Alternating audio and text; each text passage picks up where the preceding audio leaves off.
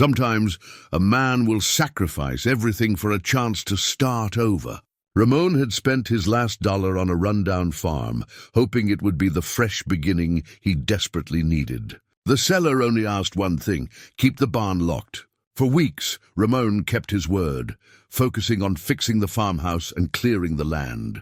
But the sounds coming from inside that barn grew louder, scraping metal, muffled cries, something moving in the darkness. One afternoon, he couldn't ignore it anymore.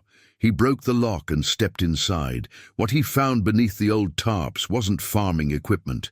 It was something that made his hands shake, something tied to a secret the whole county had buried years ago. What was hidden in that barn? Before we jump back in, tell us where you're tuning in from, and if this story touches you, make sure you're subscribed, because tomorrow I've saved something extra special for you.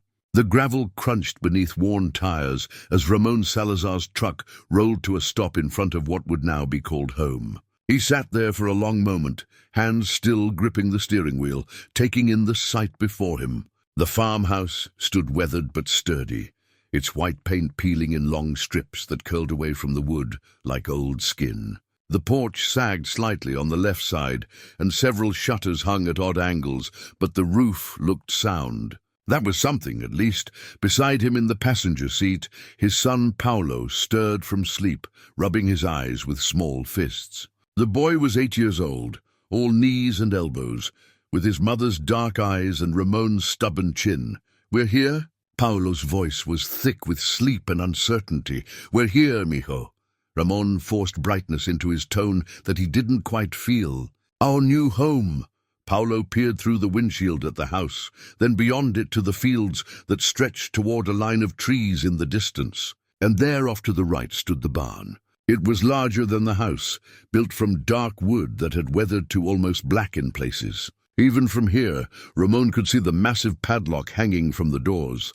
They climbed out of the truck into the late April afternoon. The air smelled different here, cleaner somehow, tinged with earth and growing things. No exhaust fumes, no garbage rotting in alleys, no shouting neighbors. Just wind moving through grass and the distant call of a bird Ramon couldn't identify.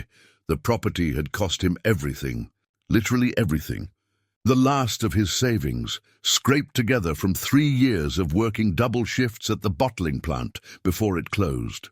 The small life insurance policy from Sylvia's death 2 years ago, money he'd sworn to save for Paulo's education. Even the truck would need to be sold soon, traded for something cheaper that would leave a few $100s for food and repairs. But it was theirs. 20 acres of possibility, a roof over their heads, and the promise, however fragile, of a fresh start. Ramon had found the listing by accident, scrolling through property sites late one night in their cramped apartment while Paulo slept on the couch. The price had seemed impossible, a mistake surely. A farmhouse, barn, and 20 acres for less than a decent used car. He'd called the number immediately despite the hour. The man who answered had a voice like gravel and old wood. Hadley Crane, he'd said.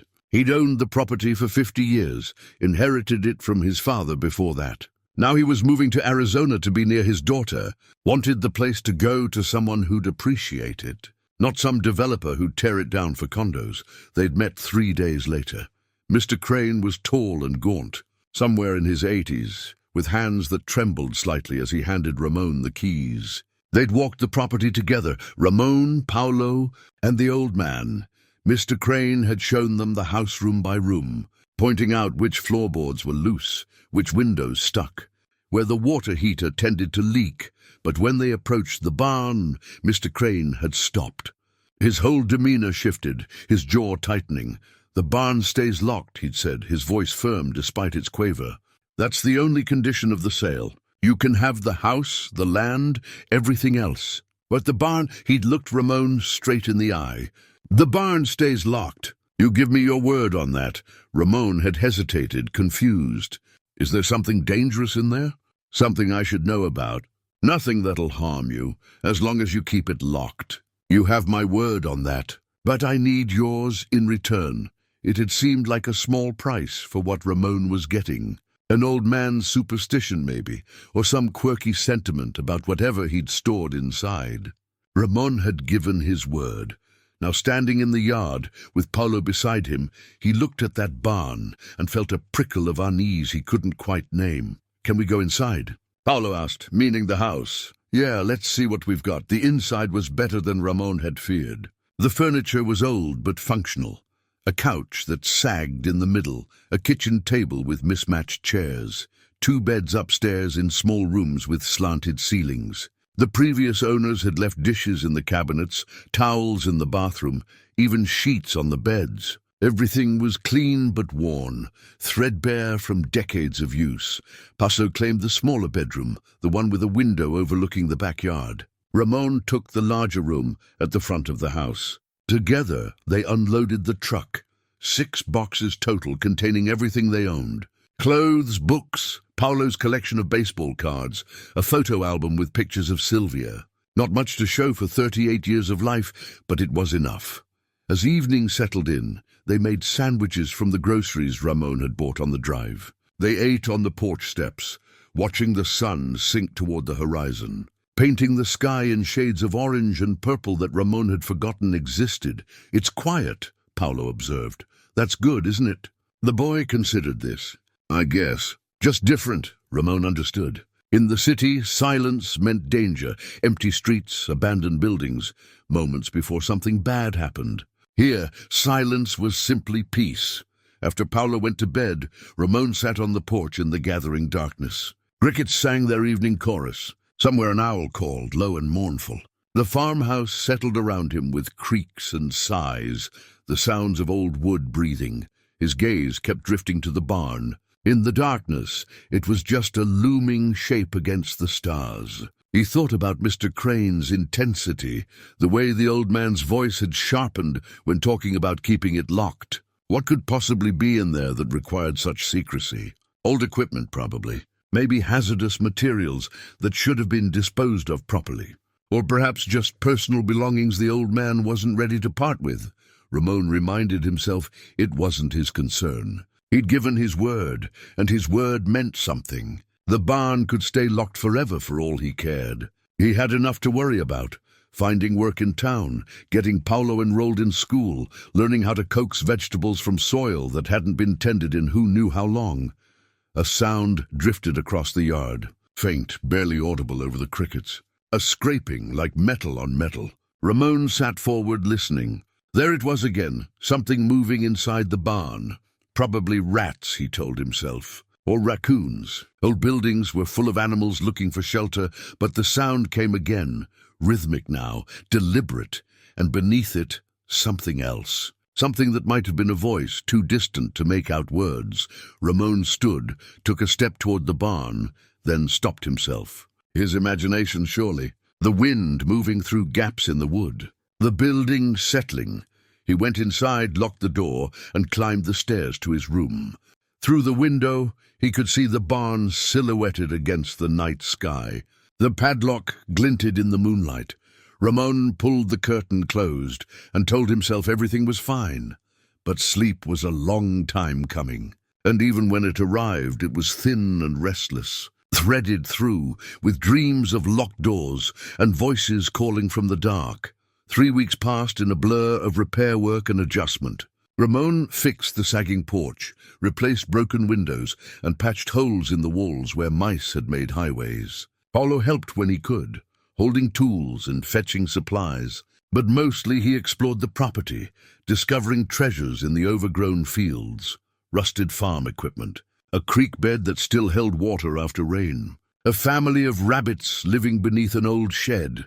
Ramon found work at a lumber yard in Millerton, the small town 5 miles down the road. The pay was modest but steady, enough to buy groceries and set a little aside each week. The manager, a gruff man named Stan, had looked at Ramon's calloused hands and hired him on the spot. "Anyone who knows real work is welcome here," he'd said, but the sounds from the barn continued. At first, Ramon had convinced himself they were nothing. Wind, animals, the natural noises of an old structure. Yet as the days passed, the sounds grew more distinct. Metal scraping against metal, always in the same rhythm. A thumping that came in patterns, like someone tapping out a message. And once, late at night when he'd gone outside to check on a shutter that was banging in the wind, he'd heard something that stopped him cold. A voice, muffled, distant, but unmistakably human. Paulo had mentioned it too, though Ramon had tried to dismiss his concerns. "I heard people talking out there," the boy had said one morning over breakfast. "In the barn? It's just the wind, Miko. Old buildings make strange sounds." But Paulo's expression had been skeptical, and Ramon couldn't blame him. He was hearing the same things. On a Thursday afternoon, Ramon came home from work to find Paulo sitting on the porch steps, staring at the barn with an intensity that made Ramon's stomach tighten. "What's wrong?" Paulo didn't look away from the barn. "I heard crying. A kid, I think. Someone crying in there." Ramon's first instinct was to dismiss it again, but the certainty in his son's voice stopped him. Instead, he walked across the yard to the barn, Paulo trailing behind him. Up close, the structure was even more imposing. The wood was rough beneath his palm, weathered by decades of sun and rain. The padlock hung heavy and rusted, but still secure. Ramon pressed his ear to the door. For a long moment, he heard nothing but his own breathing. Then there, a sound, faint but definite. "Movement from inside, hello," he called out. His voice sounded small against the massive doors. "Is someone in there?" Silence. Then more movement, closer now. The scraping sound again. "Dad?" Paulo's voice was thin with fear. Ramon stepped back, his mind racing. If someone was inside, how had they gotten there? The padlock was intact. There were no other doors, no windows large enough for a person to climb through. Unless they'd been locked in. But that was impossible. Mr. Crane wouldn't have... He thought about the old man's intensity, the way he'd insisted on that single condition. "The barn stays locked." Ramon knelt down, examining the base of the door. That's when he saw it, wedged in a crack between the door and the frame, a corner of something white. "Paper or maybe cardboard." He worked it free carefully, pulling it out inch by inch until it came loose. It was a photograph. Old water damaged, the emulsion cracked and peeling. The image showed a woman, maybe in her 30s, standing beside a young boy. They were in front of a house. This house, Ramon realized, though it looked better maintained in the photo. The woman had a gentle smile, her hand resting on the boy's shoulder. But their faces were partly obscured by dark spots of mold, and the edges of the photo were torn, as if it had been ripped from a larger picture. Paulo peered at it over his shoulder. "Who are they?" "I don't know," but even as he said it, Ramon felt something shift in his understanding. This wasn't just an old man's eccentricity. Something real was happening here, something that involved real people. The photograph felt heavy in his hand, weighted with stories he didn't yet know. The next morning, Ramon drove to the Millerton Public Library before work. It was a small building, red brick with white trim, sitting on the corner of Main Street. Inside, the air smelled of old paper and lemon polish. A few elderly patrons sat reading newspapers in worn leather chairs. The librarian at the desk was a thin man with wire-rimmed glasses and a name tag that read Percy Dutton. He looked up from his computer as Ramon approached. "Help you find something?" "I'm looking for information about a property." "The old Crane place, out on County Road 14. Mr. Dutton's fingers paused over his keyboard. Something flickered across his face, recognition or maybe concern. "The Crane property?" "I just bought it. Trying to learn some of the history." The librarian's expression became carefully neutral. "Well, the Cranes have been in the area for generations. What specifically are you interested in?" "Anything unusual. Any, I don't know, incidents or events connected to the property." Mr. Dutton stood, moving toward a filing cabinet with an air of reluctance. "We keep local newspaper archives, going back about 70 years on microfilm, further than that in bound volumes." He pulled open a drawer, fingers walking through files. "Can't say I recall anything particular about the Crane place. It's always been a quiet property," but his tone suggested otherwise. There was something he wasn't saying.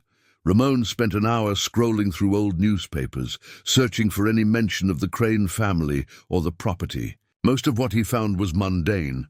Mentions in church bulletins, a notice about Hadley's father serving on the school board. an obituary for Hadley's mother from 1982.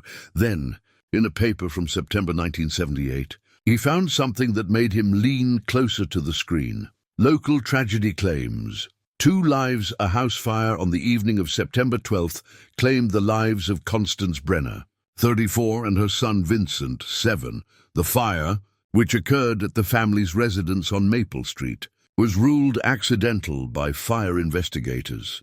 Mrs. Brenner was a school teacher at Millerton Elementary. She is survived by her brother Hadley Crane and several cousins. A memorial service will be held on Saturday. Ramon read the article 3 times. Constance Brenner, Hadley Crane's sister. He looked at the photograph he'd found at the barn, now tucked in his jacket pocket.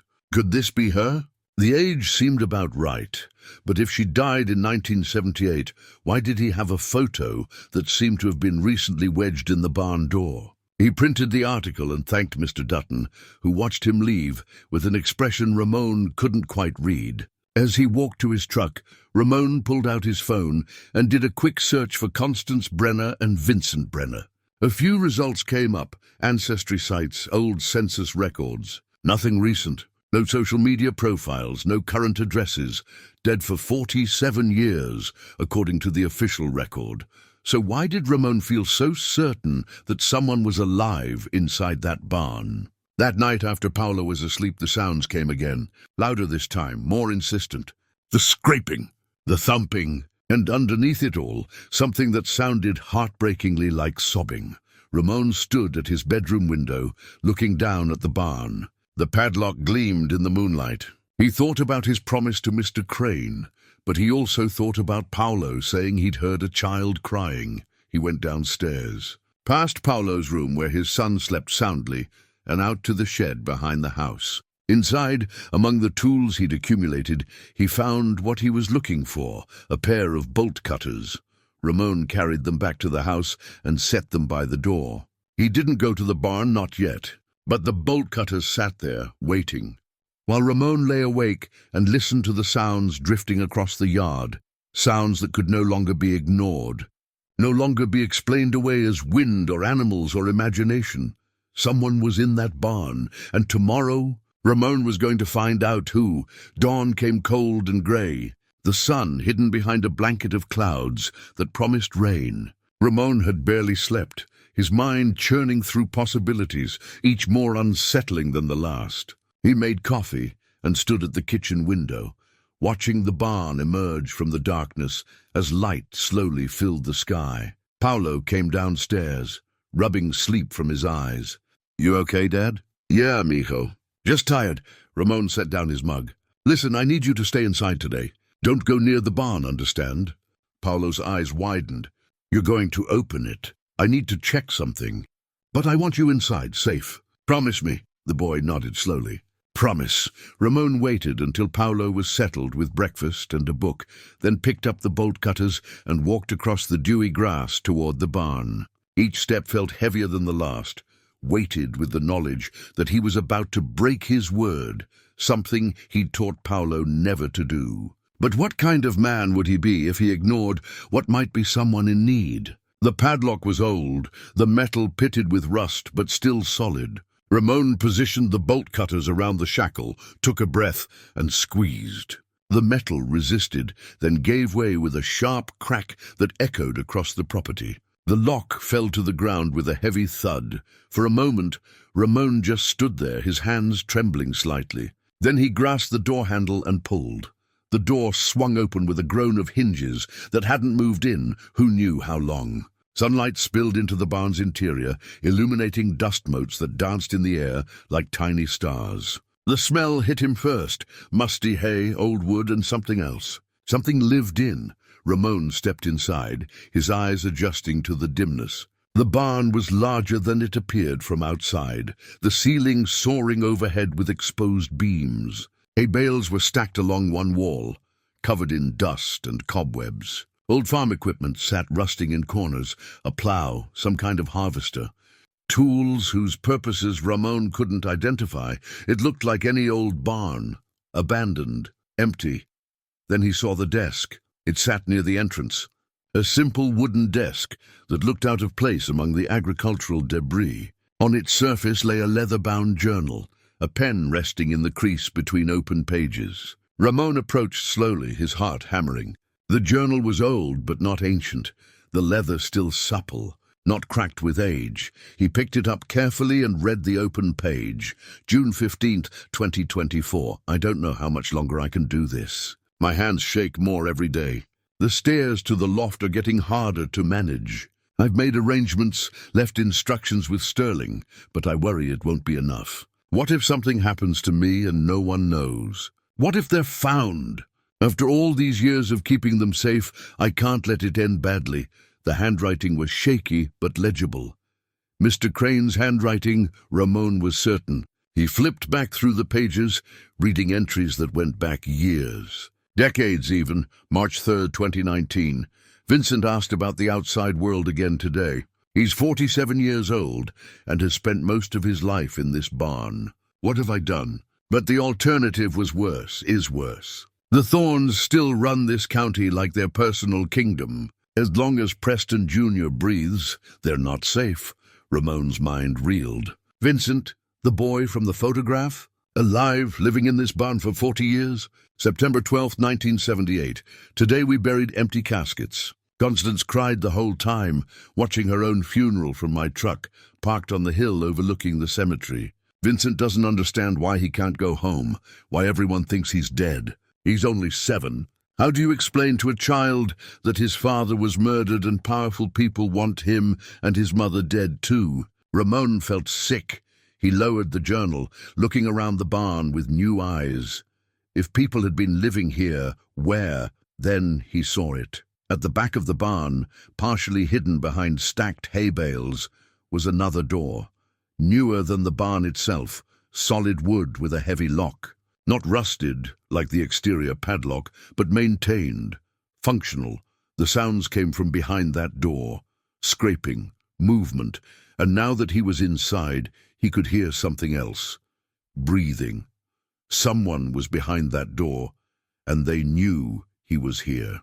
Hello? Ramon's voice cracked. He cleared his throat and tried again. Is someone there? Silence. Then a voice, so faint he almost missed it. Please. Just that one word, but it contained a universe of desperation. Ramon rushed to the door, testing the lock. It was solid, newer than anything else in the barn. He didn't have the bolt cutters. He'd left them outside by the main door. I'm going to get something to open this, he called through the wood. Just hold on. Wait. The voice again, stronger now. A woman's voice, elderly and hoarse. Who are you? My name is Ramon Salazar. I bought this property from Mr. Crane. A sharp intake of breath from the other side. Hadley sold the farm? About a month ago. He moved to Arizona. A sound that might have been a sob or a laugh, Ramon couldn't tell. He left us. Oh God, he finally left us. Are you Constance? A long pause. How do you know that name? I found a newspaper article about a fire in 1978. You were supposed to have died. Yes, we were supposed to have died. Her voice broke. We've been locked in here since Hadley left. 3 weeks, maybe 4. We've been drinking water from the bathroom tap, but the food ran out days ago. We tried to make noise, hoping someone would hear, but we? Ramon pressed his palm against the door. Who's with you? My son, Vincent. He's sick. The stress, the hunger. Please, you have to help us. Ramon was already moving, running back to where he'd dropped the bolt cutters. His mind struggled to process what he was hearing. People locked in a barn for weeks, starving. A woman who'd been dead for 47 years.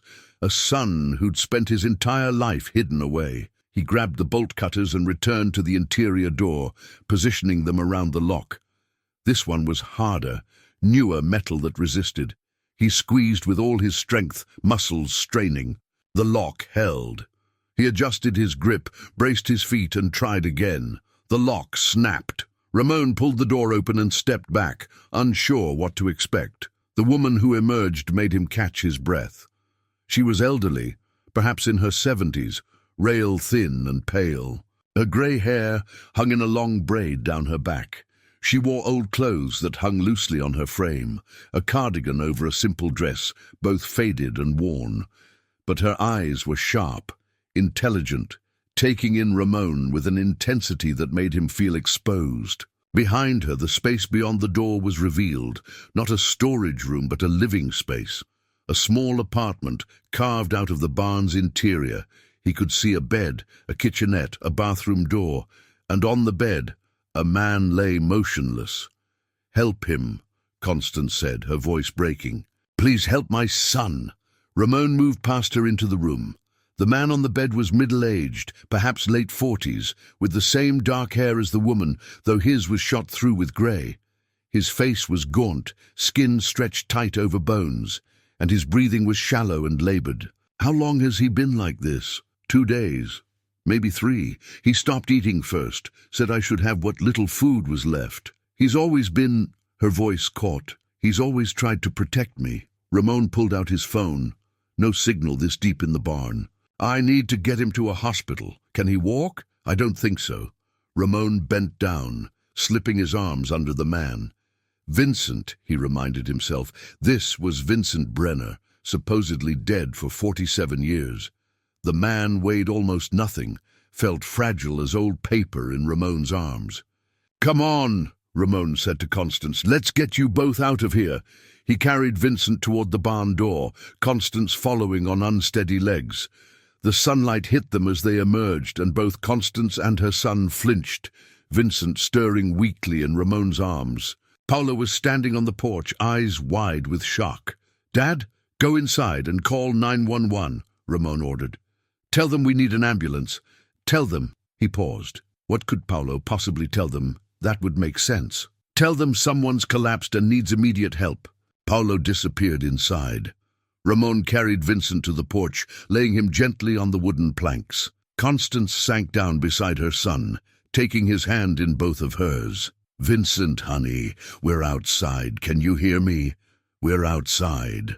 The man's eyes fluttered open, squinting against the light. He looked up at the sky, the cloudy, grey morning sky, and tears began running down his temples into his hair. "Mama," he whispered, "is it real?" "It's real, baby.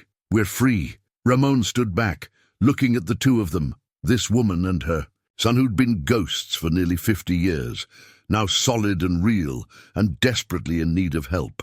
He thought about the journal entries, about powerful people and murder and secrets that had been kept so long they'd become a kind of prison. And he realized that opening the barn door hadn't ended the mystery, it had only just begun. The ambulance arrived 20 minutes later, sirens cutting through the quiet morning. 2 paramedics rushed up the porch steps, their expressions shifting from professional efficiency to confusion as they took in the scene.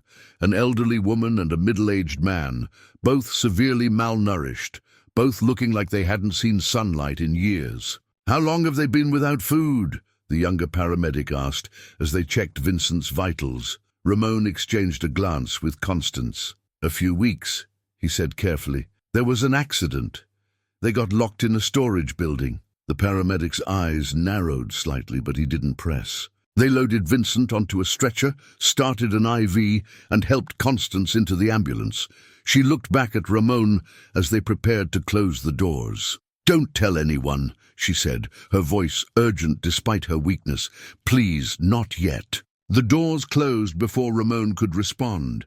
He stood in the yard with Paolo, watching the ambulance disappear down the long driveway, lights flashing, but sirens silent now. "Dad, what's happening?" Paolo's voice was small, frightened. "Who were those people?" Ramon put a hand on his son's shoulder. "I don't fully understand yet, mijo, but I think they've been in trouble for a long time, and we just helped them." He looked down at the boy. "I need you to not talk about this at school, okay? Not until we understand more." Paolo nodded, but his eyes were full of questions Ramon couldn't yet answer. After dropping Paolo at the neighbor's house, Mrs. Judith Fairholme, a widow in her 60s, who'd brought them a welcome basket the first week, Ramon drove to the clinic in Millerton. It was a small facility, more urgent care than hospital, but it was the closest medical help available. He found Constance in a private room, an IV in her arm, looking more alert than she had that morning. A doctor stood beside her bed, making notes on a tablet. "Mr. Salazar?" The doctor turned to him. I'm Dr. Pierce. You're—" He paused, clearly uncertain of the relationship. "Friend," Ramon supplied. "How is she?" "Dehydrated and malnourished, but stable. We're running some tests, making sure there's no organ damage from the prolonged starvation. Her son is in worse shape. We've transferred him to Regional Hospital in Hartsville. He needs more intensive care than we can provide here." After the doctor left, Ramon pulled a chair close to Constance's bed. "You need to tell me what's going on. All of it." Constance closed her eyes briefly. When she opened them again, they were bright with unshed tears. "Where do I even begin?" The journal mentioned the Thorns and murder. She took a shaky breath. Preston Thorne. He is the most powerful man in this county. His family's owned half of it for 3 generations. His son runs things now. But back in 1978, it was Preston Sr. who controlled everything. What did he do? I saw him kill a man. George Mason was his business partner. They had a disagreement about some land deal. I was driving home from the school where I taught. It was late, after a parent conference. I took a back road that ran past Preston's property. She paused, swallowing hard. I saw them arguing outside Preston's barn, saw Preston pull out a gun and shoot George 3 times. Then he dragged the body inside. Ramon felt cold. "Did he see you?" "I don't think so. Not then. But I made the mistake of going to the sheriff the next morning. I was naive. I thought—" She laughed bitterly. "I thought the law would protect me. The sheriff was Preston's cousin. Within hours, Preston knew I'd seen everything." "What happened?" "My husband died 3 days later. Car accident, they called it. Brake failure on a steep hill." Her voice hardened. "My husband was a mechanic. He maintained that car religiously. There was no brake failure. I'm sorry. I was terrified. I had Vincent. He was only 7 years old. I went to my brother Hadley, told him everything. He believed me, and he came up with a plan." She looked at Ramon. "We faked our deaths. There was a real fire at my house. Hadley made sure it looked accidental. He'd gotten bodies from a medical college, claimed they were unclaimed indigents for a study. Dental records were destroyed in the fire. Preston believed we were dead, and you've been hiding here ever since." Hadley converted part of the barn into living space. It was crude at first, but over the years he improved it. Added plumbing, electricity from a generator, insulation. He brought us food, books, everything we needed. He even homeschooled Vincent through high school using correspondence courses. She shook her head. "My brother gave up his whole life to keep us safe. He never married, never had children of his own, just devoted himself to protecting us. But he left. Why would he abandon you?" "He didn't mean to. At least, I don't think he did." Constance's voice wavered. "He was getting old. His memory was slipping. He talked about Arizona, about his daughter's invitation to move there. I think maybe he forgot about us in the end. Or maybe he thought he told someone to take care of us. But he hadn't." The horror of it settled over Ramon. Nearly 50 years of hiding, and it had almost ended with them dying of starvation. Forgotten. The journal mentioned you were keeping them safe, not just hiding. Safe from what specifically? If Preston ever learned we were alive, that I could testify about what I saw. Constance's hands twisted in the bedsheet. "He'd kill us. Or worse, he'd make it look like an accident, like my husband. The Thorns don't leave loose ends. But Preston must be dead by now. That was 47 years ago. Preston died in 1995, but his son, Preston Jr., took over everything. And Jr., she looked at Ramon directly. Jr. is worse than his father ever was. More ruthless, more careful. If he knew we existed, knew what we could reveal about his father's crimes." A knock at the door interrupted them. Mrs. Fairholme entered, her face pale and shocked. She stopped when she saw Constance, her hand going to her mouth. "Connie, dear God, is it really you?" "Hello, Judith." Constance's smile was tired but genuine. Ramon stood. "You know each other?" "We were friends," Judith said, moving to the bedside. "Before the fire. Everyone thought you were dead." She looked at Ramon. "How is this possible?" "My brother kept us alive," Constance said softly. "Kept us hidden." Hadley knew. "All these years, and he never said—" Judith sank into the chair Ramon had vacated. He told me to watch the property after he left. Said it was important, but he wouldn't explain why. I thought he was just being sentimental about the old place. If I'd known you were in there, he was supposed to tell you, Constance said. He promised he would if anything happened to him. But I think his mind was going. He forgot. Judith covered her face with her hands, shoulders shaking. You were locked in there for weeks, starving, and I was just down the road. It's not your fault, Constance said firmly. Hadley's memory failed. That's all. You couldn't have known. Ramon watched this reunion, his mind working through implications. Mrs. Fairholme, you said Hadley asked you to watch the property. Did he tell anyone else? Not that I know of. Hadley was always very private about his business. Then right now, besides the three of us, who knows that Constance and Vincent are alive? The paramedics, Judith said. The doctor. Nurses at the hospital. None of them know who we really are, Constance said.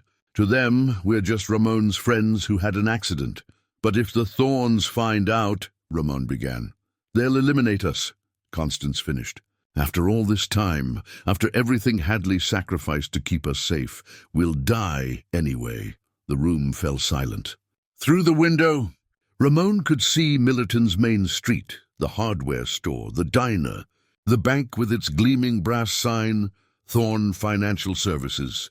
Then we need to make sure they don't find out, Ramon said. Not until we figure out what to do. What can we do? Constance's voice was hollow. We've been dead for 47 years. We have no identification, no legal existence. Vincent spent his entire adult life in hiding.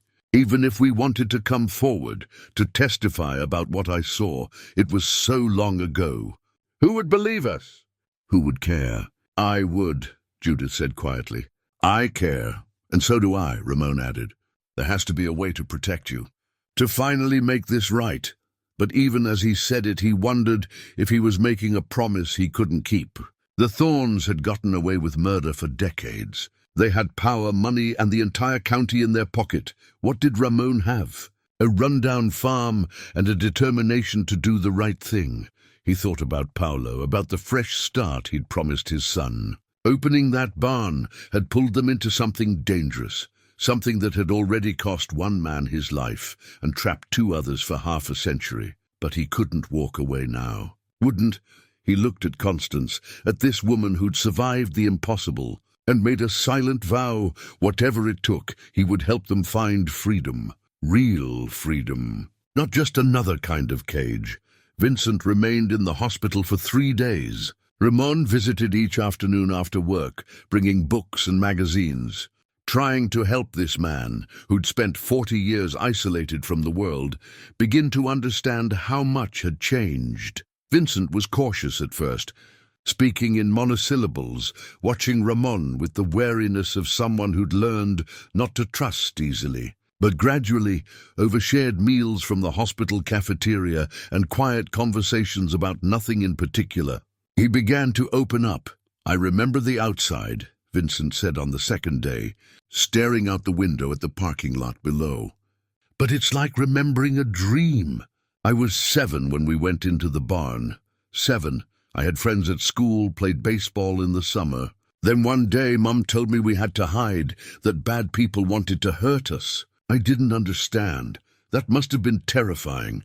Uncle Hadley tried to make it okay. He brought me toys, later books, and educational materials. Built me a whole library in that barn. Vincent's voice was distant. But I never stopped wanting to leave. To see the sun whenever I wanted. To walk down a street. To just exist. Ramon thought about his own complaints over the years, about long work hours, cramped apartments, struggling to make ends meet. But he'd always had freedom, the basic human right to walk outside his door.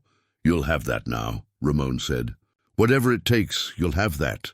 Vincent turned from the window, and Ramon saw tears on his face. I'm 47 years old, and I don't know how to be a person. I've never had a job, never paid a bill, never... His voice cracked. I've never even been on a date. Never kissed anyone.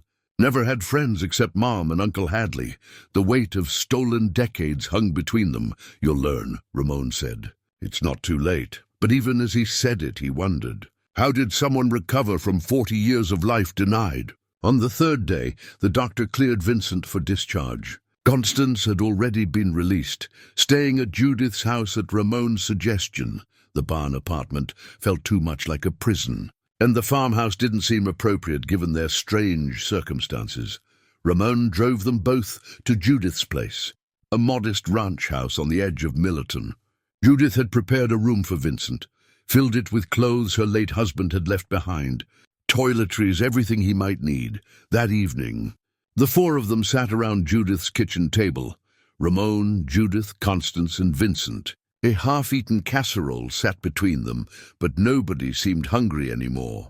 "We need to decide what comes next," Judith said, breaking the silence. "You can't hide forever, can't we?" Vincent's voice was bitter. "It's what we've done my whole life. The difference now is that Hadley's gone," Ramon said. "There's no infrastructure to support long-term hiding. And more importantly, you deserve better than hiding. Deserve doesn't matter if we're dead," Constance pointed out. Ramon pulled out a folded piece of paper from his pocket, a photocopy he'd made at the library. The yellowed newspaper article about George Mason's death, ruled a suicide. "You said Preston Thorne killed George Mason in 1978. This is the article about Mason's death. It says he shot himself." Constance's face hardened. "That's what Preston made it look like. But I saw him pull the trigger. I saw George's face, surprised, terrified. That wasn't suicide." "The problem is proof," Judith said. "Your testimony is valuable, but it's been so long. Physical evidence is gone. Witnesses? There might be others," Vincent interrupted. Everyone turned to look at him. Uncle Hadley used to talk sometimes, when he'd had too much whiskey. He'd mention things he'd heard, things he'd learned over the years. "Preston Thorne didn't stop with George Mason." "What do you mean?"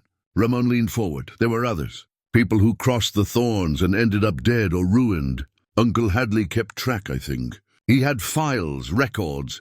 Vincent's brow furrowed. "He kept them in a safety deposit box. Said if anything ever happened to him, someone would need to know the truth." Ramon and Judith exchanged glances. "Do you know which bank?" "Hartsville. He mentioned it once. Said he used a bank outside the county because he didn't trust Millerton institutions. They're all connected to the Thorns somehow. Did he ever tell you what was in the files?" Vincent shook his head. "Just that he'd been collecting evidence for years. Documentation of crimes, patterns of corruption. He said," Vincent's voice dropped, "he said if the truth ever came out, the Thorne family would fall. Everything they've built is rotten underneath." Constance reached across the table, taking her son's hand. "Hadley never told me about files. He must have been protecting me, thinking if I didn't know I couldn't accidentally reveal anything." "So we need to find these files," Ramon said. "If they exist, they might be exactly what we need to protect you and expose the Thorns." "There's a problem," Judith pointed out. "Safety deposit boxes require identification, authorization. We can't just walk in and demand to see Hadley's box. What about his lawyer?" Ramon asked. "Mr. Sterling, the one who handled the property sale. Wouldn't he have instructions?" "Maybe," Constance said slowly. "Hadley trusted Bernard Sterling.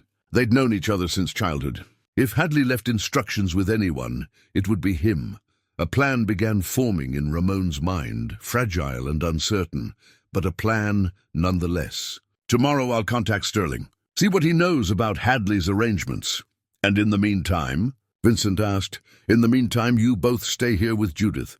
Stay out of sight. Don't go into town, don't talk to anyone you don't know." Ramon looked at each of them in turn. "The Thorns can't know you're alive, not yet. Not until we have enough ammunition to protect you." As Ramon drove home that night, his headlights cutting through the darkness, he thought about the strange turn his life had taken. A month ago, he'd been a desperate man looking for a fresh start. Now he was caught up in a decades-old conspiracy, trying to protect people he'd only just met from a family, powerful enough to have gotten away with murder for generations. He thought about Paolo, waiting at home with the neighbor watching him. His son deserved a simple life, a safe life. Ramon had brought them here seeking exactly that. Instead, he'd opened a door, literally, that led to danger and secrets and responsibilities he'd never anticipated. But he couldn't regret it. Looking at Vincent's face today, seeing the yearning for normal life in his eyes, Ramon knew he'd made the right choice. Some doors needed to be opened, no matter what promises had been made to keep them locked. The next morning, Ramon called Bernard Sterling's office. The receptionist was polite but firm. Mr. Sterling's schedule was completely booked for the next 2 weeks. "Tell him it's about Hadley Crane's property," Ramon said. "Tell him it's urgent." 10 minutes later, his phone rang. Sterling's voice was professionally cautious. "Mr. Salazar, what can I do for you? I need to meet with you. It's about Mr. Crane's affairs. There are some complications that have arisen." A pause. "What sort of complications?" "The kind that should be discussed in person." Another pause, longer this time. "I have an opening at 3 o'clock today. My office is on Main Street above the pharmacy. I'll be there." Ramon called Stan at the lumber yard, explained he had a family emergency and needed the afternoon off. Stan grumbled, but agreed. Ramon had been reliable, and that bought him some flexibility. At 2:30, Ramon parked on Main Street and climbed the narrow stairs beside the pharmacy to Sterling's office. The lawyer's waiting room was small but elegant, decorated with old law books and framed diplomas. Sterling himself was in his 70s, tall and thin with white hair combed back from a high forehead. He wore a 3-piece suit, despite the warmth of the day, and regarded Ramon with sharp, intelligent eyes. "Mr. Salazar, please, come in." The office was lined with file cabinets and bookshelves. Sterling gestured to a leather chair across from his desk and waited until Ramon was seated before speaking. "You said there were complications. I assume this concerns the barn." Ramon's surprise must have shown on his face because Sterling smiled slightly. "Hadley and I were friends for 60 years, Mr. Salazar. I knew about Constance and Vincent.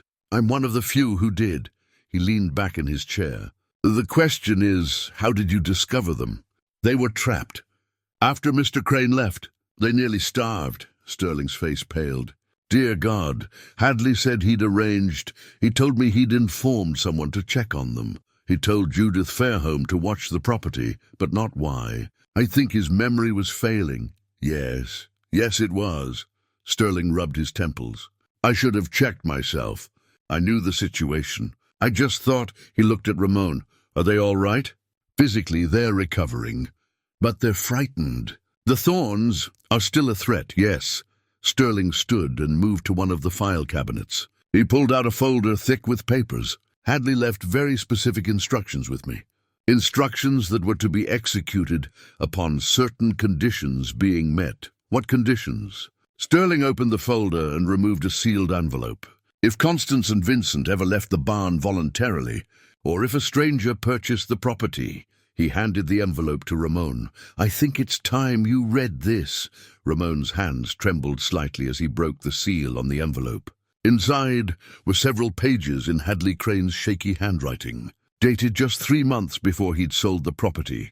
He read aloud so Sterling could hear, "To whoever reads this, I pray it's someone with courage and integrity.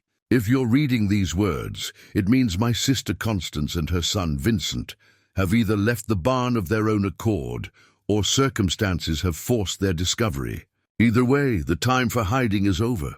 I've spent 47 years protecting them, keeping them safe from the Thorne family's reach. But I'm an old man now, and my mind isn't what it was. I forget things, important things. I may have already forgotten to do something crucial by the time you read this. There's something you need to know about the person who bought my property. I didn't choose you randomly, Ramon Salazar. I've been watching you for 6 months, learning about you, your character, your struggles. I know about your late wife, Sylvia. And I know something about her that she never knew herself. Sylvia was Preston Thorne Sr.'s daughter." Ramon stopped reading, the words blurring before his eyes. Sterling was watching him carefully. "Keep reading," the lawyer said quietly. Ramon's voice was hoarse as he continued. "Preston Thorne had an affair in 1985 with a woman named Teresa Ruiz. When she became pregnant, he paid her to disappear, to never contact him or claim any connection. Teresa raised Sylvia alone, never telling her daughter the truth about her father.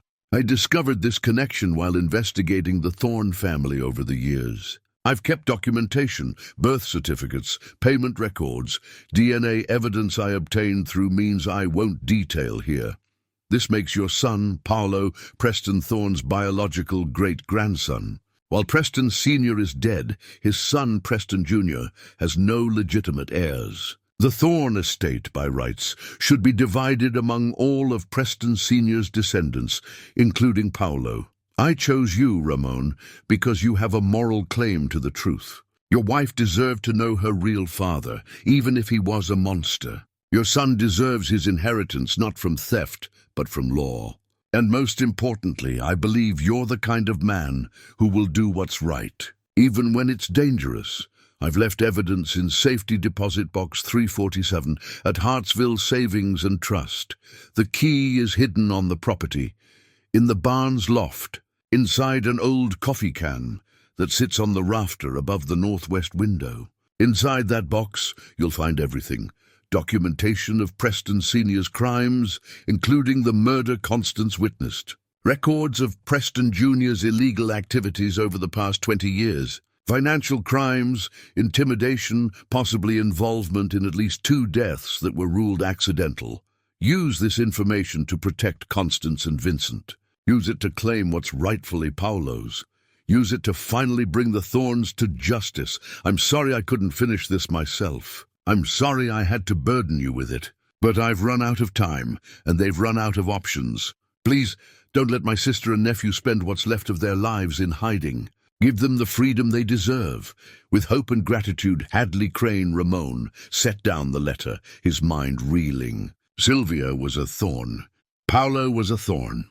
Everything Hadley had done, selling him the property, the impossibly low price, the warning about the barn, it had all been orchestrated. You knew about this, Ramon said to Sterling. It wasn't a question.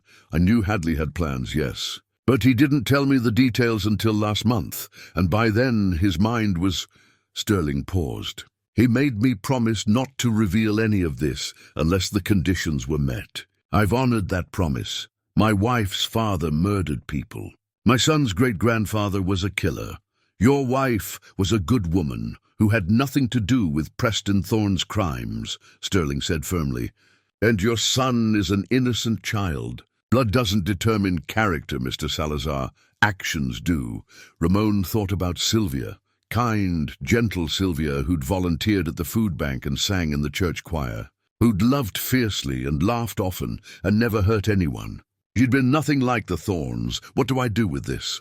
He asked, holding up the letter, what Hadley hoped you would. Find the key, retrieve the evidence, and use it to protect Constance and Vincent. And perhaps, Sterling hesitated, perhaps claim what's rightfully your son's inheritance. That evening, Ramon returned to Judith's house. Constance, Vincent, and Judith sat in the living room, their faces expectant and anxious. Ramon told them everything. About the letter, about Sylvia's true parentage, about Paolo's connection to the Thorne family. About the evidence waiting in the safety deposit box. Constance's face went pale. Your wife was Preston's daughter. No, she never knew. Her mother never told her. And Paolo, Constance looked toward the kitchen where Paolo sat doing homework at the table, oblivious to the conversation in the next room. That sweet boy is Thorne blood. He's my son, Ramon said firmly. And he's nothing like them. Vincent spoke up, his voice thoughtful. Neither was your wife, it sounds like. Being related to terrible people doesn't make you terrible. He looked at his mother. Isn't that what you always told me? That I wasn't defined by what happened to us, by the life we were forced to live. Constance's eyes filled with tears. She reached over and squeezed her son's hand. So we find this evidence, Judith said, practical as always. Then what? Then we decide how to use it, Ramon replied. But first we need to get it. The next morning, Ramon went to the barn. In daylight, with the doors open wide and Paolo at school, the space felt less ominous. He climbed the ladder to the loft, dust motes dancing in the sunlight that streamed through gaps in the wood. The loft was filled with old furniture, boxes of papers, and farm equipment that hadn't been used in decades. Ramon made his way carefully across the creaking boards to the northwest window. Above it, on the rafter, sat an old metal coffee can, exactly as Hadley had described. Ramon reached up and pulled it down. Inside, wrapped in oiled cloth to protect it from moisture, was a small brass key. A tag attached to it read, Box 347, Hartsville Savings and Trust. He held the key in his palm, feeling its weight. This small piece of metal represented decades of secrets, evidence that could destroy a powerful family, evidence that could finally free Constance and Vincent, but it also represented danger. The moment they accessed that box, the moment they moved against the thorns, they would become targets. All of them, including Paolo. Ramon thought about Hadley's letter, about being chosen because of his character, about doing what was right even when it was dangerous. He climbed down from the loft, the key secure in his pocket, and went to make a phone call. 2 days later, Ramon and Judith drove to Hartsville. They decided not to bring Constance or Vincent. If something went wrong, if the Thorns somehow found out, it was better that they remained hidden. The bank was a modest building on Hartsville's main street. Inside, a young woman at the desk looked up with a professional smile. "We need to access a safety deposit box," Ramon said. "Box 347, she checked her computer. "May I see identification and authorization?" Ramon presented his ID along with the letter from Sterling, notarized and official, explaining that, as the current owner of Hadley Crane's property, Ramon had legal access to Hadley's safety deposit boxes per the terms of the estate. The woman studied the documents carefully, made a phone call to verify, then nodded. "Follow me, please." She led them to a small room lined with metal boxes. She used the bank's master key along with Ramon's key to open box 347, then discreetly left them alone. Ramon pulled out the long metal drawer and set it on the table. Inside were folders, photographs, and a leather-bound ledger. Judith stood beside him as he began examining the contents. The first folder contained everything related to George Mason's murder. Photographs, grainy and distant but clear enough, showing Preston Thorne Sr. standing over a body. Copies of the coroner's report with handwritten notes in the margins pointing out inconsistencies. Financial records, showing large payments made by Preston to the sheriff and coroner in the weeks following Mason's death. The second folder documented Constance's husband's accident, photographs of the car, with close-ups of the brake lines that showed clear signs of tampering. A sworn statement from a mechanic who'd examined the vehicle and refused to sign off on the accident report, then mysteriously left town 2 weeks later. The third folder was about Preston Thorne Jr. It contained years of documented crimes, money laundering through his various businesses, intimidation of local officials, payoffs to keep investigations from moving forward, and most damning evidence connecting him to 2 deaths in 2012 and 2018, both ruled accidental, but both involving people who'd challenged Thorne business interests. The leather ledger was a detailed record Hadley had kept, cross-referencing events, dates, witnesses, and documentation. It was meticulous, thorough, and devastating. "This is enough," Judith whispered. "This is more than enough to bring them down." Ramon pulled out his phone and began photographing every page, every document, every photograph. It took nearly an hour. When he finished, he had hundreds of images stored in his phone and backed up to a cloud account. They returned everything to the box, locked it, and left the bank. As they walked to Ramon's truck, Judith grabbed his arm. "That truck across the street, the black one. It's been parked there since we arrived." Ramon looked. A black pickup with tinted windows, engine off, but someone clearly sitting in the driver's seat. "Maybe it's nothing," he said. But his hand moved to his phone, checking that the backup had completed. They drove out of Hartsville, and the black truck followed. "They know," Judith said, her voice tight with fear. "Somehow they know." Ramon kept his speed steady, not too fast, not too slow. The black truck maintained its distance, staying 3 cars back, but never losing sight of them. "What do we do?" Judith's knuckles were white where she gripped the door handle. "We don't lead them back to your house. That's where Constance and Vincent are." Ramon's mind raced through options. "We need to lose them, or—" He glanced at his phone in the cup holder. "Or we need witnesses." He took a turn that would lead them back toward Millerton, but along the main highway rather than the back roads they'd planned to use. More traffic, more people, more cameras. The black truck followed. As they entered Millerton, Ramon pulled into the parking lot of the diner on Main Street. It was lunchtime and the lot was full. He parked directly in front of the large windows where dozens of people could see them.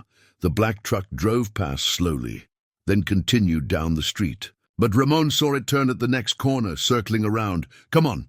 He got out, Judith following. They went into the diner and took a booth by the window. Ramon positioned himself where he could watch the street. The truck appeared again, parking across the street in front of the hardware store. "No one got out, they're just watching now," Judith said, "letting us know they're there." "Good, let them watch." Ramon pulled out his phone and called Sterling. When the lawyer answered, Ramon spoke quickly. "We got the evidence, all of it, but we're being followed."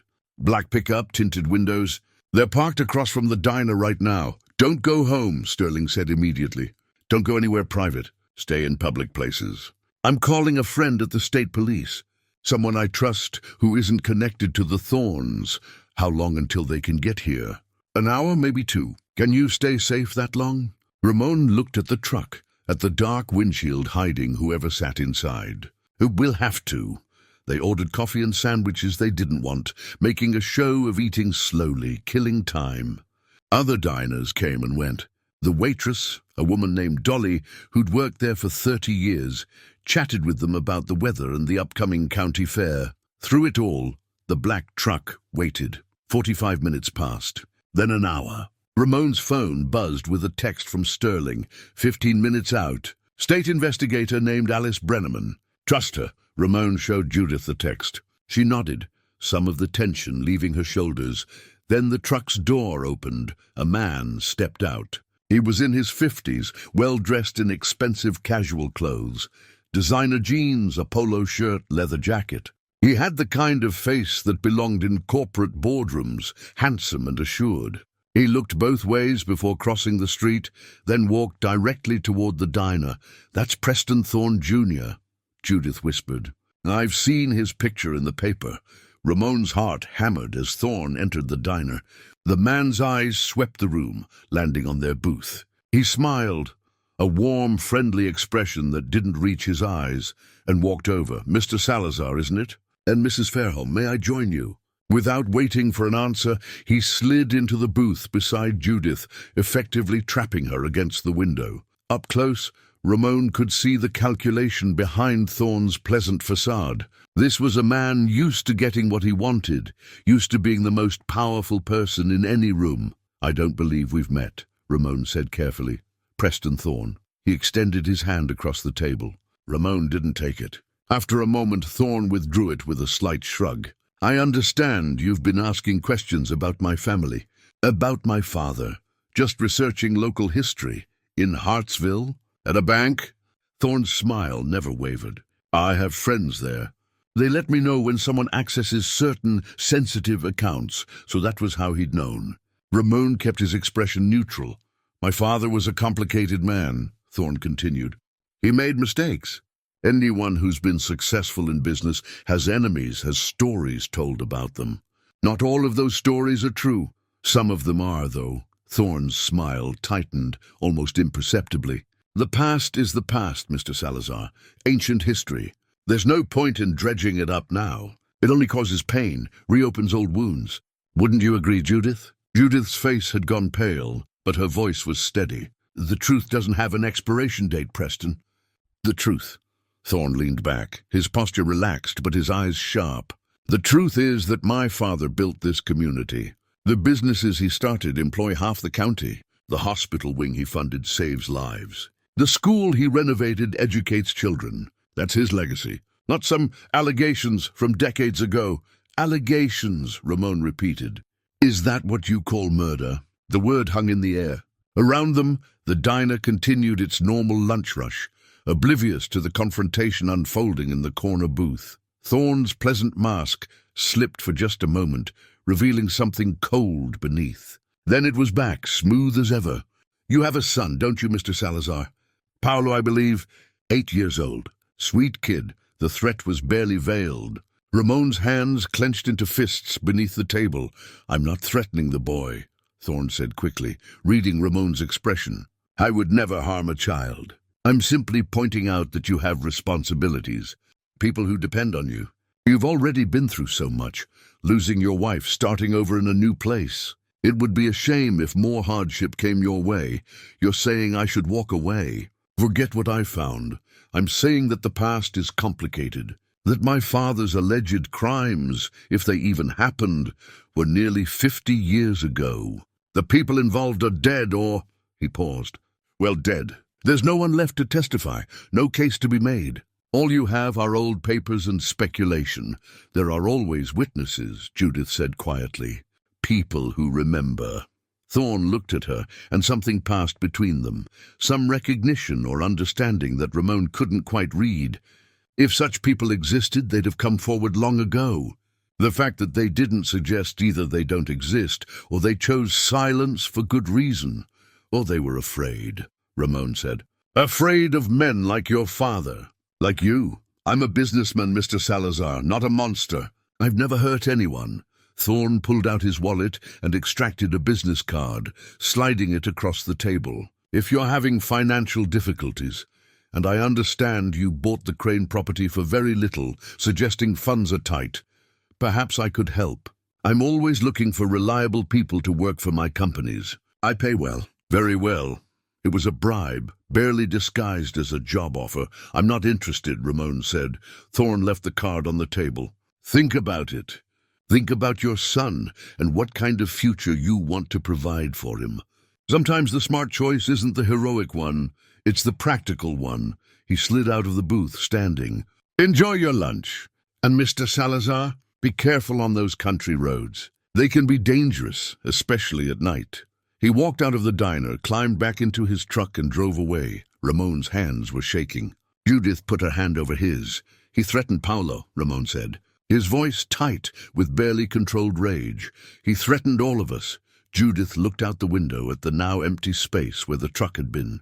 "But he's also worried. If he wasn't, he wouldn't have shown his face, wouldn't have tried to buy you off. He knows we have something that could hurt him." 10 minutes later, a silver sedan pulled up to the diner. A woman in her 40s stepped out, dressed in plain clothes, but with a bearing that suggested law enforcement. She had short, dark hair and sharp, observant eyes that scanned the street before she entered. She spotted them immediately and came to their booth. "Mr. Salazar? Mrs. Fairholme? I'm Investigator Alice Brenneman, State Police." She showed her badge. "Bernard Sterling called me. He said you might need assistance." Ramon had never been so relieved to see a badge in his life. "Preston Thorne was just here. He followed us from Hartsville, confronted us, made threats." Brenneman's expression hardened. "Tell me everything." Over the next hour, in a private room at the police station in Millerton, the state police had a small satellite office there. Ramon and Judith told Investigator Brenneman the whole story. About Constance and Vincent, about the barn, about Hadley's evidence, about the confrontation with Thorne. Ramon showed her the photographs on his phone, hundreds of pages of documentation. Brenneman studied each one carefully, her expression growing grimmer.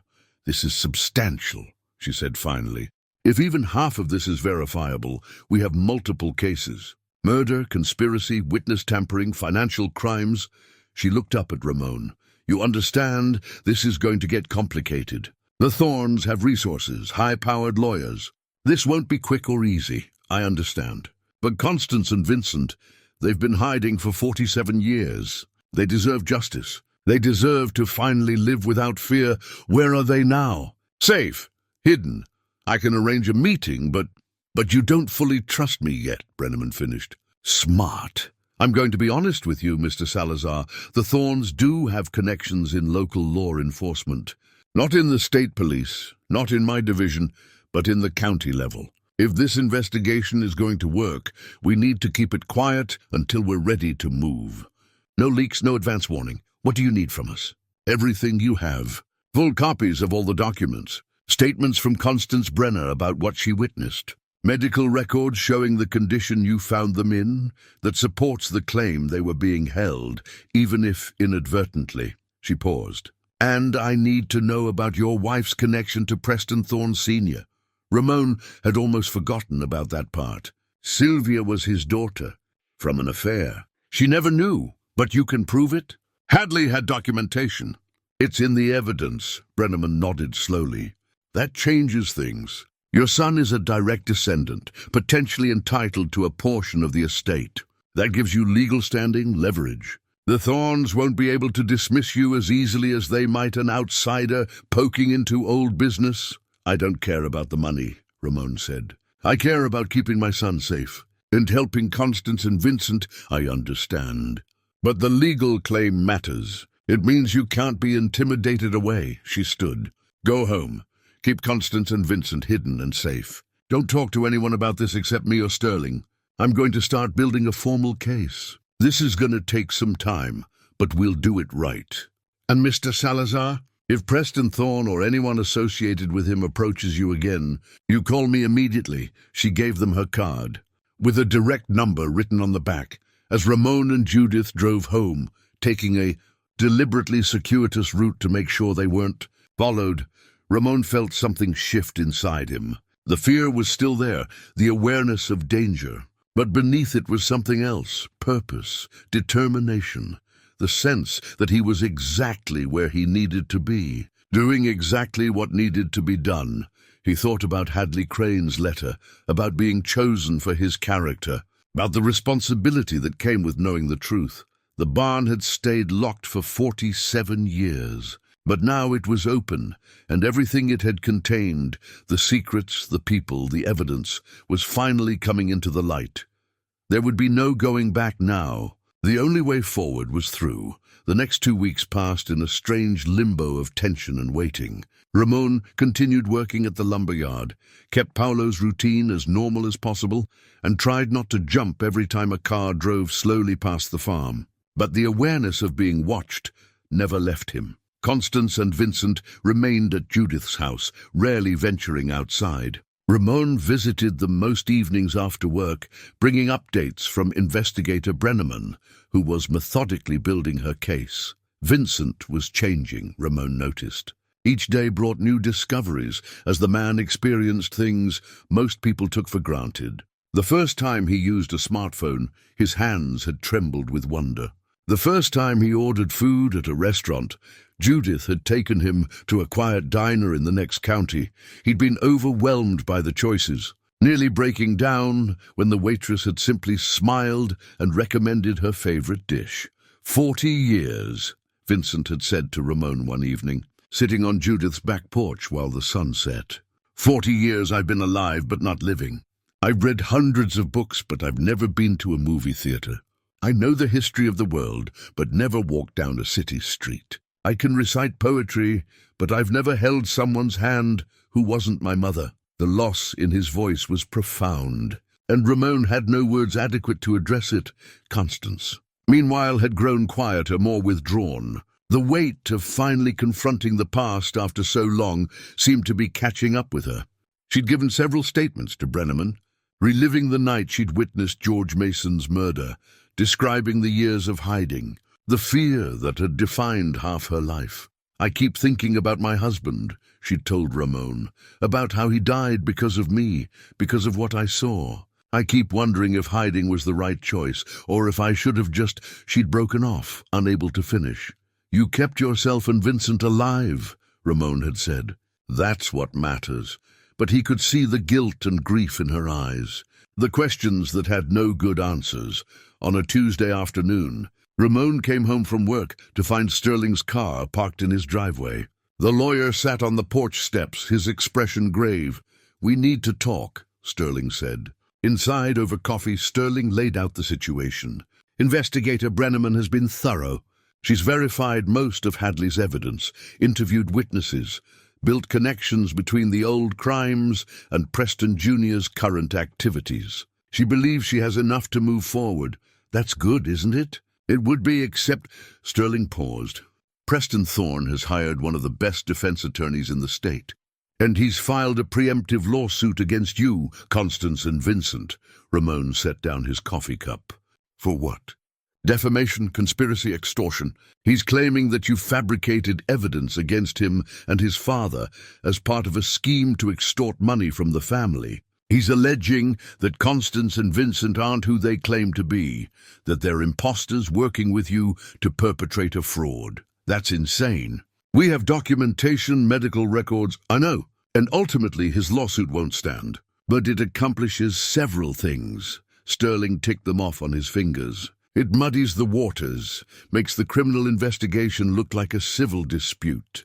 It ties up resources. You'll need to respond legally, which costs time and money. And most importantly, it sends a message to anyone else who might come forward. The Thorns fight back and they fight dirty. What do we do? We proceed carefully. Brenneman wants to move forward with arrests within the next week. But she needs Constance to testify before a grand jury.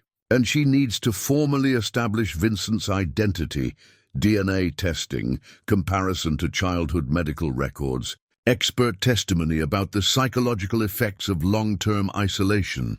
Vincent's been through enough. Now we're asking him to be examined like some kind of specimen. I know it's not fair, but it's necessary to build an airtight case. Sterling leaned forward. Ramon, the Thorns are going to use every resource they have to discredit your witnesses and make this go away. We need to be absolutely certain of every fact, every piece of evidence. One mistake, one inconsistency, and a defense attorney will tear it apart. That evening, Ramon drove to Judith's house for a meeting that had become necessary. Brenneman was there, along with Sterling, Constance, Vincent, and Judith. They gathered around the dining room table like a war council, which in a way they were. Brenneman laid out the timeline. The grand jury convenes next Monday. Constance, I need you to testify about what you witnessed in 1978. We'll also present the physical evidence, the documents, photographs, financial records. If the grand jury returns an indictment, we can arrest Preston Thorne Jr. on conspiracy charges related to his father's crimes and his own subsequent cover-up and intimidation. What about the murders? Constance asked.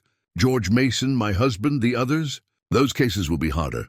The statute of limitations for murder doesn't expire, but proving Preston Jr.'s direct involvement in his father's crimes is challenging. We can get him on obstruction of justice, witness intimidation, and his own financial crimes. The historical murders will be documented, but Brenneman's expression was apologetic. Justice isn't always perfect. We work with what we can prove in court. So my husband's death might never be formally acknowledged as murder, Constance said quietly. I'm sorry. But we'll make sure the truth is on record, even if we can't secure a conviction on that specific charge. Vincent had been silent throughout the meeting, but now he spoke up. What happens to us? After the trial, after all of this? That depends on what you want, Brenneman said. We can work with social services to establish your legal identities. Vincent, you'll need a birth certificate, social security number, all the basic documentation of existence. It will take time, but it's doable, and we'll just live. Like normal people? As normal as you want. You'll need counseling, support, job training. Vincent, you've essentially been frozen in time since you were 7. Reintegrating into society won't be easy, but it will be possible, Judith added. You won't be alone. We'll help you. Vincent looked at his mother, and something passed between them, a lifetime of unspoken understanding. Constance nodded slowly. We'll testify, she said. We'll do whatever it takes. The weekend before the grand jury testimony, Ramon took Paulo fishing at the creek that ran through their property. The boy had been quiet lately, sensing the adult tension, even if he didn't fully understand it. Ramon had tried to shield him from the details, but Paulo was perceptive. Dad, are we in trouble? Paulo asked as they sat on the creek bank, their lines dangling in the slow-moving water. No, mijo. But we're helping some people who are in trouble. And sometimes helping people is complicated. The people from the barn. Ramon had told Paulo only the basics. That Constance and Vincent had been hiding. That they needed help. Yes, why were they hiding? How did you explain murder and corruption to an 8-year-old? Bad people wanted to hurt them. So they hid to stay safe. For a long time. A very long time. Paolo was quiet for a moment, watching his bobber drift on the water. That must have been lonely. The simple observation struck Ramon with its truth. Yes, very lonely. I'm glad we found them. Paolo looked up at his father. You did the right thing, opening the barn. Even though you promised not to, Ramon pulled his son close. Sometimes doing the right thing means breaking a promise. But you have to be very sure it's the right thing, and you have to be willing to accept the consequences. Are there bad consequences? Sometimes. But that doesn't mean you don't do it anyway. That night, after Paolo was asleep, Ramon stood at his bedroom window looking out at the barn. The doors stood open now, had been open every day since he'd broken the lock. The space inside had been cleaned out, the hidden apartment dismantled. Just an ordinary barn now, empty except for old equipment and memories, but it had changed everything. Opening those doors had set in motion events that couldn't be stopped, had revealed truths that demanded action. Ramon had given his word to keep it locked, but breaking that promise had been the most important thing he'd ever done. His phone buzzed with a text from Brenneman. Final preparations complete. Monday we move forward. Be ready, Ramon replied. We're ready. But as he lay in bed that night, sleep elusive, he wondered if anyone was ever truly ready for the kind of confrontation that was coming. The Thorns had held power in this county for 3 generations. They had money, lawyers, connections. They'd gotten away with murder for decades. What did Ramon's small group have against all that? The truth, he reminded himself. They had the truth, documented and undeniable. They had Constance's testimony, Hadley's evidence, medical records and financial crimes. They had right on their side. He thought about what Sterling had said weeks ago. Blood doesn't determine character, actions do. The Thorns had chosen to build their empire on violence and fear. Constance had chosen to protect her son at the cost of her own freedom. Hadley had chosen to sacrifice his life to keep them safe. And Ramon had chosen to help, even knowing the danger. Those choices defined who they were, not their bloodlines or their bank accounts or their power. Monday morning arrived cold and grey, rain threatening in heavy clouds. Ramon dropped Paolo at school, extracted a promise that the boy would stay with his friend's family that night, just in case. Then he drove to Hartsville, where the courthouse stood imposing and solemn. Constance and Vincent were already there, with Judith and Sterling. Brenneman met them at the entrance. The grand jury is ready. Constance, you'll be called first. Just tell the truth. Answer their questions honestly. Don't embellish, don't speculate. Just facts. She looked at the older woman with something like admiration. You've been waiting 47 years to tell this story. Today, people will finally listen. Constance's hand shook as she smoothed her dress, new clothes Judith had bought for her, the first new clothes she'd worn in decades. I'm frightened, I know. But you're also brave. You've always been brave. Brenneman squeezed her shoulder. Let's go make sure your courage wasn't for nothing. They entered the courthouse, passing through security, walking down marble corridors that echoed with their footsteps. At the grand jury room, Constance paused, looking back at Vincent. For your father, she said softly. For all the years we lost. For the life you should have had, Vincent nodded, unable to speak. Then Constance straightened her shoulders and walked through the doors. Ramon, Vincent, Judith and Sterling waited in the hallway outside. Minutes stretched into an hour, then 2. Other cases were heard, witnesses came and went. The normal machinery of justice grinding forward. Finally, after 3 hours, the doors opened. Constance emerged, her face streaked with tears, but her expression lighter somehow, unburdened. I told them everything, she said. Every detail I've carried for 47 years. They listened. They believed me. Brenneman came out behind her. The grand jury will deliberate. But based on their questions and reactions, I believe we'll have our indictment. How long? Sterling asked. Could be today, could be tomorrow. But soon. They went to a small cafe across from the courthouse to wait. The rain had started, drumming against the windows, turning the street outside into a blur of grey. Inside, they sat around a table, coffee growing cold in front of them, conversation sporadic and strained. Ramon's phone rang. The number was blocked, but something made him answer. Mr. Salazar, Preston Thorne's voice, smooth and cold. "I hear your friend is telling stories to a grand jury. Interesting choice. How did you—" "But of course Thorne had sources everywhere. I want you to understand something. This crusade of yours, it's going to fail. My lawyers are better than your investigators. My resources are deeper than your righteousness. And when this falls apart, and it will, you'll be left with nothing. Worse than nothing. You'll have made an enemy of the most powerful family in this county." "You're scared," Ramon said, and he heard the truth of it in his own words. "If you weren't, you wouldn't be calling. You wouldn't have threatened me at the diner. You'd just ignore us." A pause. "Then enjoy your moral victory while it lasts. Reality is going to be very different. The line went dead. That was Thorne," Ramon said to the others. "He knows about the testimony." "Of course he does," Sterling said. "But knowing doesn't help him now. The wheels are in motion." An hour later, Brenneman's phone rang. She answered, listened, then looked at the group with an expression Ramon couldn't quite read.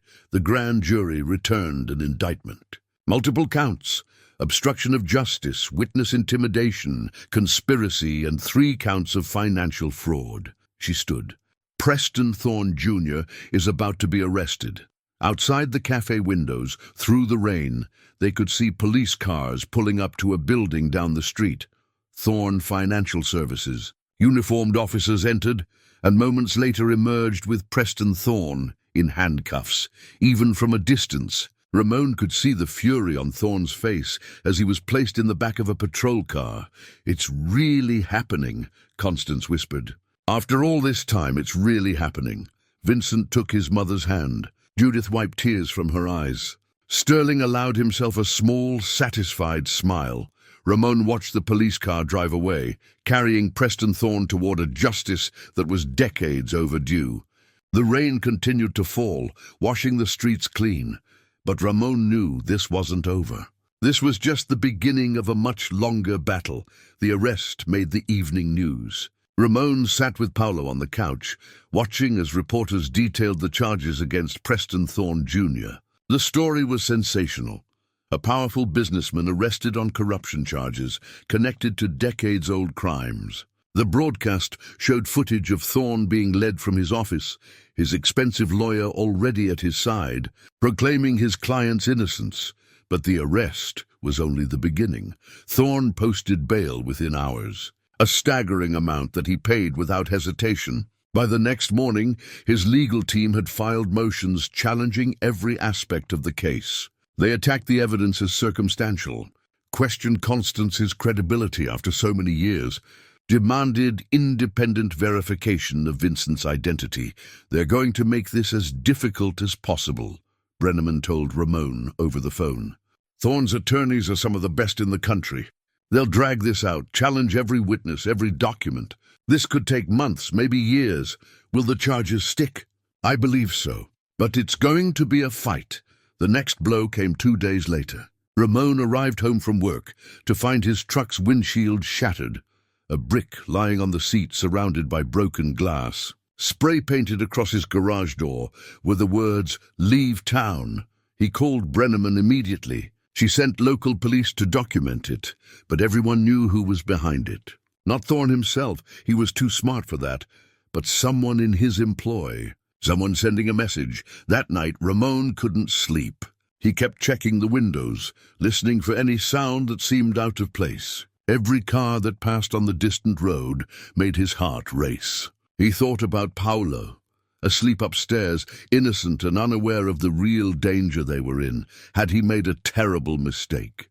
Should he have kept the barn locked, honored his promise to Hadley, left Constance and Vincent to whatever fate awaited them? But even as the thought crossed his mind, he knew the answer. No, some things were worth fighting for, even when the fight was terrifying. The harassment continued. Someone slashed the tires on Judith's car.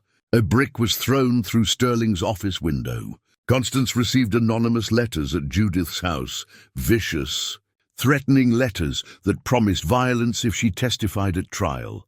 Brenneman arranged protection. Patrol cars driving past their homes, regular check-ins, direct lines to call for help. But the fear remained. a constant weight pressing down on all of them. Then 3 weeks after the arrest, Vincent disappeared. Judith called Ramon at work, her voice shaking. He's gone. I went to wake him this morning, and his room was empty. His bed hadn't been slept in. There's no note, no sign of a struggle, just gone. Ramon's blood ran cold. Call Brenneman, now. I'm on my way. He drove to Judith's house faster than he should have, his mind conjuring worst-case scenarios. The Thorns had taken Vincent, were holding him hostage, had already... No. He couldn't think like that. Brenneman was already there when he arrived, along with 2 other investigators. They were examining Vincent's room, looking for any clue about where he might have gone. Constance sat in the living room, her face grey with terror. They took him. The Thorns took my son. We don't know that yet, Brenneman said, but her expression was grim. There's no sign of forced entry, no evidence of a struggle. It's possible he left on his own. Why would he do that? Judith asked. Ramon thought about Vincent's face the day before, when another threatening letter had arrived. The way his expression had shuttered, become distant. He's trying to protect us. He thinks if he's gone, if he's not here to testify, the Thorns will leave the rest of us alone. That's ridiculous, Constance said. We're already too deep in this. His leaving won't... She broke off, realization dawning. He doesn't understand how the outside world works. He spent 40 years in hiding. He thinks like someone who's been hunted his whole life. Brenneman pulled out her phone. I'll issue an alert. We'll find him. But where did you look for a man who'd spent his entire adult life learning how to hide? Ramon stood in Vincent's room, looking at the few possessions he'd accumulated. Books, clothes, a journal where he'd been recording his thoughts about the outside world. On the nightstand was a photograph of him and Constance taken just last week. They were smiling, standing in Judith's backyard in the sunlight.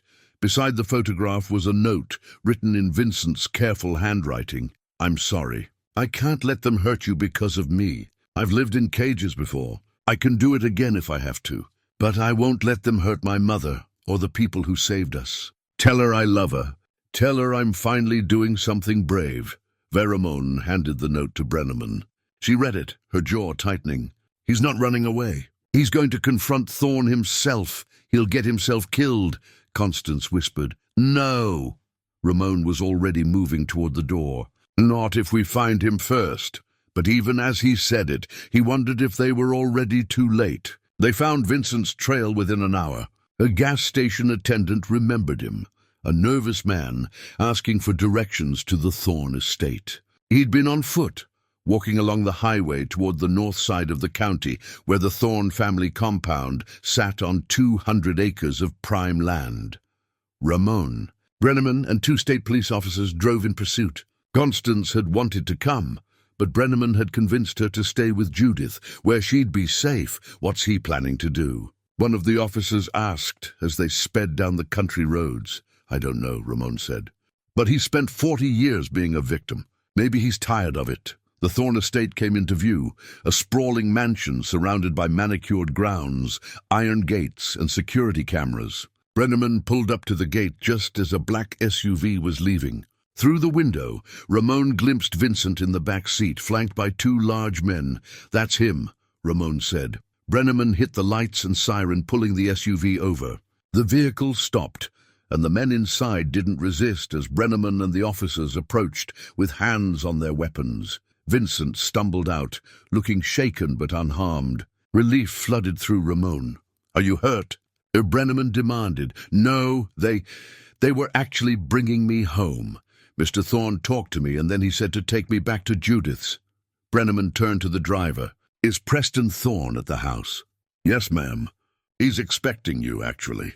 Said you'd probably show up. The man handed her a card. He asked me to give you this. Brenneman read it, her expression unreadable. Then she looked at Ramon. He wants to talk. Says he has a proposal. It's a trap, one of the officers said. Maybe, but I want to hear what he has to say. She looked at Vincent. What happened in there? Vincent's voice was quiet. I walked up to the gate, told the security guard I wanted to see Preston Thorn. I don't know what I thought. That I could convince him to leave everyone alone, maybe. That I could trade myself for their safety. He shook his head. I was stupid. I don't understand how any of this works. You were brave, Ramon said. Reckless, but brave. Mr. Thorne met with me in his study. He poured me a drink. I'd never had whiskey before, and he talked. He told me about his father, about how much pressure there was to live up to that legacy, how he'd spent his whole life trying to prove he was as strong, as powerful. He said, Vincent paused. He said he was tired, that maybe it was time for the truth to come out. Brenneman's eyes narrowed. He said that. He said he'd make a deal. If we agreed to certain terms, he'd cooperate, give testimony about his father's crimes, admit to the cover-up. But he wants guarantees. What kind of guarantees? Reduced charges. No jail time for him, just house arrest and probation. Financial penalties, but not complete ruin. And Vincent looked at Ramon. He wants to meet Paolo, his great-nephew. He said he never had children, never had family beyond his parents. He wants to know the boy exists. Ramon's protective instincts flared. No, absolutely not. I'm not asking you to agree, Vincent said quickly. I'm just telling you what he said. Brenneman made a decision. Officer Mendez, take Vincent back to the Fairholme residence. Mr. Salazar, you're with me. We're going to talk to Preston Thorne. The estate's interior was as impressive as the exterior. Marble floors, expensive art, furniture that cost more than most people's cars. Preston Thorne waited in a library that looked like something from a movie, surrounded by leather-bound books and oak paneling. He stood as they entered, and Ramon was struck by how tired he looked. The confidence from their last meeting had faded, replaced by something that looked almost like resignation. Investigator Brenneman, Mr. Salazar. Thank you for coming. He gestured to chairs. Please sit. I'll stand, Brenneman said. You wanted to talk. Talk. Thorne poured himself a drink, his hand trembling slightly. I've spent my whole life protecting my father's legacy, building on what he created, defending his reputation. But the truth is, my father was a monster. I knew it. I always knew it. Then why cover for him? Ramon asked. Because he was my father. Because everything I have came from him. Because, Thorne's voice broke, because I was afraid that if the truth came out, I'd lose everything. My name, my business, my place in this community. I'd be the son of a murderer instead of the heir to an empire. You intimidated witnesses, Brenneman said. You continued your father's crimes. I know, and I'll face consequences for that. But I want to control how this ends. I want to tell the truth on my terms, not have it dragged out of me piece by piece in court. He looked at Ramon. I want to meet my great-nephew. I want him to know that not everyone in the Thorne family is what my father was. He's 8 years old, Ramon said. He doesn't need to know any of this. He will eventually. Children grow up. They ask questions. Better he hears the truth from someone who can explain it than discovers it later, twisted by rumor and speculation. Brenneman pulled out her phone, stepping aside to make a call. Ramon could hear her talking to someone, probably the district attorney, in low, urgent tones. She returned 5 minutes later. Here's what we can offer. You provide full testimony about your father's crimes and your own involvement in the cover-up. You cooperate completely with the investigation. In exchange, we'll recommend reduced charges. No murder charges against you personally, but obstruction and conspiracy charges stand. You'll serve time, but we'll argue for a lighter sentence given your cooperation. How much time? Probably 3 to 5 years minimum. No guarantees, Thorne considered this. And the meeting with Paolo? That's not my decision, Brenneman said. That's his father's choice. Both of them looked at Ramon. He thought about Paolo, about the life he'd tried to build for his son, far from violence and corruption. About Sylvia, who'd never known her real father. About the weight of family legacy and the possibility of redemption. If, and this is a big if, I ever allow that meeting, it won't be now. It won't be while any of this is ongoing. Maybe someday, when he's older, when he can understand the full context. But not as a condition of your testimony. Thorne's shoulders sagged, but he nodded. Fair enough. I'll take the deal. Brenneman pulled out paperwork she'd apparently prepared in advance, always thinking ahead. Thorne signed, his signature shaky but clear. As they prepared to leave, Thorne spoke once more. Mr. Salazar, Tell Paulo when the time comes, if it ever does. Tell him that his great-grandfather was a criminal, but he was also human. Flawed and terrible, but human. And that people can choose to be better than their blood. Tell him I tried at the end to be better than mine. Ramon didn't respond. He simply walked out, Brenneman beside him, leaving Preston Thorne alone in his library with his expensive whiskey and the weight of 3 generations of sins finally coming due. 6 months later, autumn painted the farm in shades of gold and amber. Ramon stood on the porch, coffee warming his hands, watching the morning mist lift from the fields. The barn doors stood open, as they had every day since he'd broken that rusted lock. Inside, it was just a barn now, hay bales, tools, the ordinary contents of ordinary life. So much had changed.